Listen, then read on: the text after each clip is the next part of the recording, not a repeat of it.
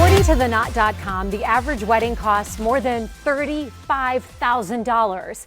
Wow. A recent study from Emory University found the more couples spend, the shorter their marriage.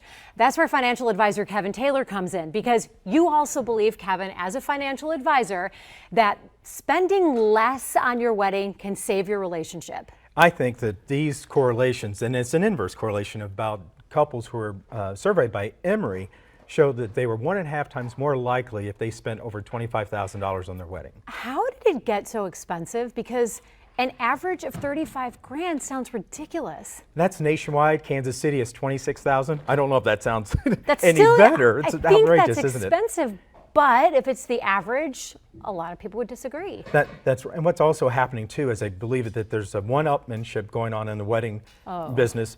The inflation rate for weddings is over 5% a year. That's faster than the rate of many tuitions anymore. Absolutely. And I'm sorry, go ahead. Why do you think that divorce numbers are so much dramatically higher when it's correlated with an expensive wedding?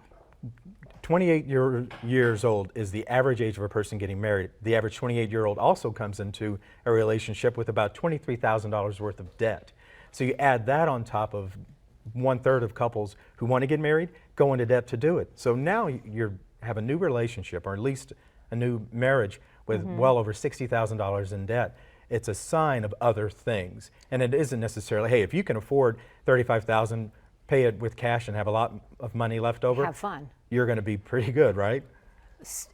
There also are studies, and this one's well known. I mean, the number one thing that couples fight about, the number one thing couples fight about is money. That's right. So if you're going into the relationship in debt from school and in debt from your wedding, you're starting off on a really bad perilous track. So what do you advise couples to do instead without compromising the fanciness and the celebration of their wedding? I've been to a lot of wedding receptions, and I have seen people have a fantastic time at half the price, and I've seen people have not a good time at double the price. So don't believe that you have to do everything online that somebody put a pen on about. Get married and let that be a first day of the rest of your lives together, and do not go into debt for it.